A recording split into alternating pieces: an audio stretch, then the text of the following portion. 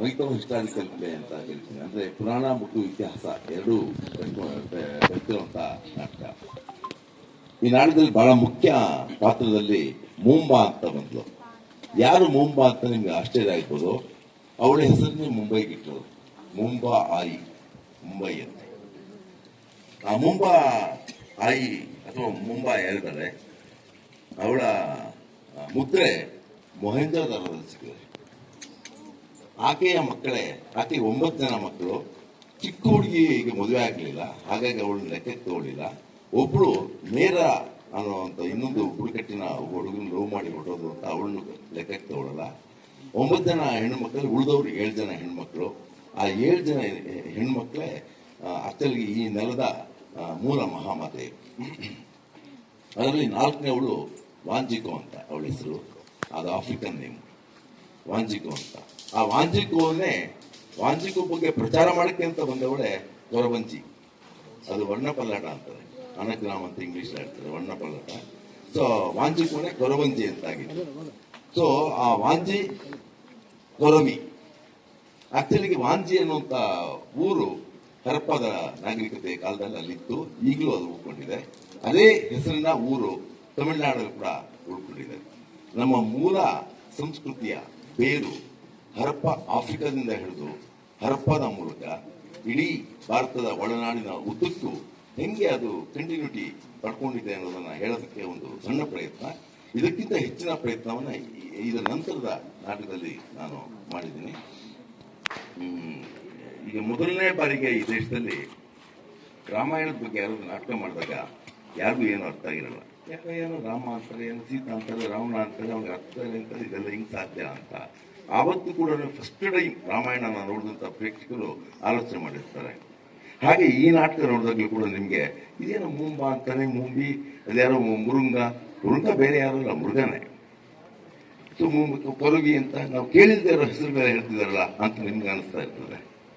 ಆದರೆ ಇದನ್ನ ಈ ಸಂಸ್ಕೃತಿಯ ಪ್ರದರ್ಶನಗಳನ್ನು ನಾವು ಮುಂದುವರಿಸ್ಕೊಂಡು ಹೋದ್ರೆ ನಮ್ಮ ನಂತರದ ಪೀಳಿಗೆಯವರಿಗೆ ಇವತ್ತು ನಿಮಗೆ ರಾಮಾಯಣ ಮಹಾಭಾರತ ಅನ್ನೋದು ಎಷ್ಟು ಮನಸ್ಸಿನ ಆಳಕ್ಕೆ ಬೇರೂರಿ ನಿಂತಿದೆಯೋ ಅದರ 10 ಪಟ್ಟು ಶಕ್ತಿಯುತವಾಗಿ ಈ ಪುರಾಣ ಕೂಡ ನಿಲ್ಲುತ್ತೆ. ನಿಮ್ಗೆ ಇನ್ನೊಂದು ವಿಷಯ ಗೊತ್ತಿರಲಿ, ಈ ಮುಂಬಾ, ಕೊರವಿ ಅಥವಾ ಮುರುಂಗು ಇವರು ಕಲ್ಪನೆ ಆಫ್ರಿಕಾದಿಂದ ಹಿಡ್ಕೊಂಡು ಆಸ್ಟ್ರೇಲಿಯಾದವರೆಗೂ ಇದೆ. ಜಗತ್ತಿನ ಮೊಟ್ಟ ಮೊದಲ ಕತೆ ಇದು. ಇದನ್ನ 7 ಸಿಸ್ಟರ್ಸ್ ಸ್ಟೋರಿ ಅಂತ ಕರೀತಾರೆ. ಆ 7 ಜನ ಅಕ್ಕ ತಂಗಿಯರ ಪುರಾಣವನ್ನ ಕೃತಿಕಾ ನಕ್ಷತ್ರ ಮಂಡಲಕ್ಕೆ ಜೋಡಿಸಿ ಹೇಳ್ತಾರೆ. ಆ ಕೃತಿಕಾ ನಕ್ಷತ್ರ ಮಂಡಲದ ಅಧಿಪತಿ ಮುರುಂಗನೇ ಮುರುಗ. ಇವತ್ತು ಕೀನ್ಯಾ ಪರ್ವತದಲ್ಲಿ ಮುರುಂಗು ಇದ್ದಾನೆ. ಆ ಮುರುಂಗನೇ ಇವತ್ತು ನಾವು ಮುರುಗ ಅಂತ ಸೂಚಿಸ್ತಾರೆ. ಇದು ನಮ್ಮ ಹೆಸರು ಬಂದದ್ದು ಈ ಕಾರಣದಿಂದ. ಕೋಲಾರಮ್ಮ ಅಂತ ನಾವು ಇವತ್ತು ಯಾರು ಕರಿತೀವಲ್ಲ, ಅವಳೇ ಮುಂಬಾ.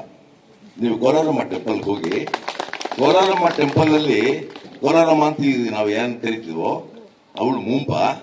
ಅದರ ಪಕ್ಕದಲ್ಲಿ ಆಕೆ 7 ಜನ ಮಕ್ಕಳು 7 ಸಿಸ್ಟರ್ಸ್ ಇದ್ದಾರೆ. ಆದ್ರೆ ಇವತ್ತು ನಾವು ಕೋಲಾರಮ್ಮನ ಬೇರೆ ರೂಪ ಮಾಡಿಬಿಡಿ, ಅದು ದುರ್ಗಿ ಗಿರ್ಗಿ ಹಿಂಗೇನೋ ಕಾಳಿ ಗಿಳಿ ಹಿಂಗೇನೋ ಕರ್ಕೊಂಡ್ಬಿಡ್ತಾರೆ. ಆಮೇಲೆ ಈ ದೇಶದ ಪ್ರಾಚೀನ ಹೆಸರು ಕೊಲೇರಿಯಾ ಅಂತ, ಅದು ನಿಮ್ಗೆ ಗೊತ್ತೇ ಇಲ್ಲ ಯಾರಿಗೂ. ಸೊ ಕೊಲೇರಿಯಾ ಅನ್ನುವಂತ ಹೆಸರು ಯಾಕೆ ಇಟ್ಟಿತ್ತು ಅಂತಂದ್ರೆ, ಮುಂಬಾ ದೇವಿ ಇದ್ದದ್ದು ಕೋಲಿ ಮರದಲ್ಲಿ. ಕೋಲಿ ಮರ ಅಂತಂದ್ರೆ ಹೂ ಬಿಡದೆ ಹಣ್ಣು ಬಿಡುವಂತ ಮರ. ಅದ್ಯಾವುದು ಅಂದ್ರೆ ಅತ್ತಿ ಮರ, ಅಂಜೂರದ ಮರ, ಅರಳಿ ಮರ, ಆಲದ ಮರ. ಆಫ್ರಿಕಾದಲ್ಲಿ ಅತ್ತಿ ಮರ ಮತ್ತು ಅಂಜೂರದ ಮರ ಇತ್ತು. ಹಾಗಾಗಿ ಅಲ್ಲಿ ಅದನ್ನ ಇಟ್ಕೊಂಡೆ ಅವರು ಆ ಮರಗಳಿಗೆ ಪೂಜೆ ಮಾಡೋರು.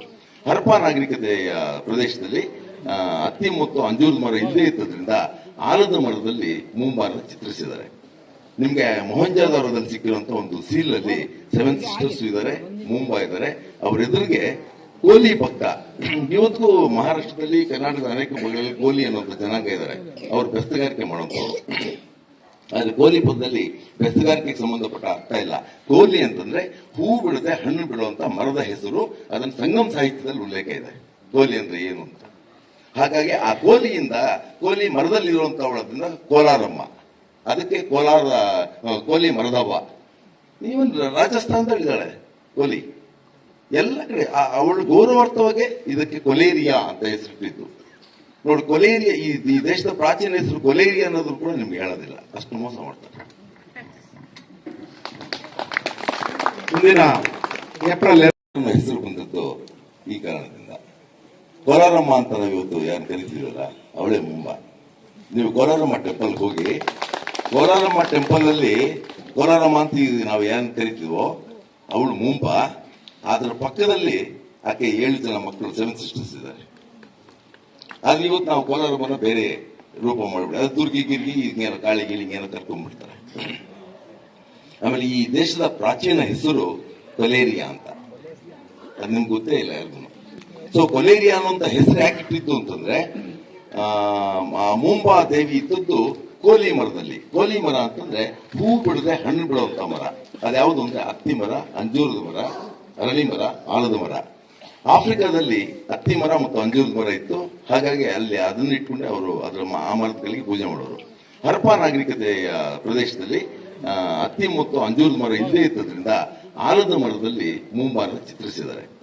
ನಿಮ್ಗೆ ಮೊಹಂಜಾದಾರದಲ್ಲಿ ಸಿಕ್ಕಿರುವಂತ ಒಂದು ಸೀಲ್ ಅಲ್ಲಿ 7 ಸಿಸ್ಟರ್ಸ್ ಇದ್ದಾರೆ, ಮುಂಬಾ ಇದ್ದಾರೆ. ಅವ್ರ ಎದುರಿಗೆ ಕೋಲಿ ಪಕ್ಕ. ಇವತ್ತು ಮಹಾರಾಷ್ಟ್ರದಲ್ಲಿ, ಕರ್ನಾಟಕದ ಅನೇಕ ಭಾಗಗಳಲ್ಲಿ ಕೋಲಿ ಅನ್ನುವಂಥ ಜನಾಂಗ ಇದ್ದಾರೆ. ಅವ್ರು ಬೆಸ್ತಗಾರಿಕೆ ಮಾಡುವಂಥವ್ರು. ಆದ್ರೆ ಕೋಲಿ ಪದದಲ್ಲಿ ಬೆಸ್ತಗಾರಿಕೆಗೆ ಸಂಬಂಧಪಟ್ಟ ಅರ್ಥ ಇಲ್ಲ. ಕೋಲಿ ಅಂತಂದ್ರೆ ಹೂ ಬಿಡದೆ ಹಣ್ಣು ಬಿಡುವಂತ ಮರದ ಹೆಸರು. ಅದನ್ನ ಸಂಗಮ್ ಸಾಹಿತ್ಯದಲ್ಲಿ ಉಲ್ಲೇಖ ಇದೆ, ಕೋಲಿ ಅಂದ್ರೆ ಏನು ಅಂತ. ಹಾಗಾಗಿ ಆ ಕೋಲಿಯಿಂದ, ಕೋಲಿ ಮರದಲ್ಲಿರುವಂತವಳದಿಂದ ಕೋಲಾರಮ್ಮ, ಅದಕ್ಕೆ ಕೋಲಿ ಮರದವ್ವ. ಈವನ್ ರಾಜಸ್ಥಾನದಲ್ಲಿದ್ದಾಳೆ ಕೋಲಿ. ಎಲ್ಲ ಕಡೆ ಅವಳು ಗೌರವಾರ್ಥವಾಗಿ ಇದಕ್ಕೆ ಕೊಲೇರಿಯಾ ಅಂತ ಹೆಸರಿಟ್ಟಿದ್ದು. ನೋಡಿ ಕೊಲೇರಿಯಾ, ಈ ದೇಶದ ಪ್ರಾಚೀನ ಹೆಸರು ಕೊಲೇರಿಯಾ ಅನ್ನೋದು ಕೂಡ ನಿಮ್ಗೆ ಹೇಳೋದಿಲ್ಲ, ಅಷ್ಟು ಮೋಸ ಮಾಡ್ತಾರೆ. ಮುಂದಿನ ಏಪ್ರಿಲ್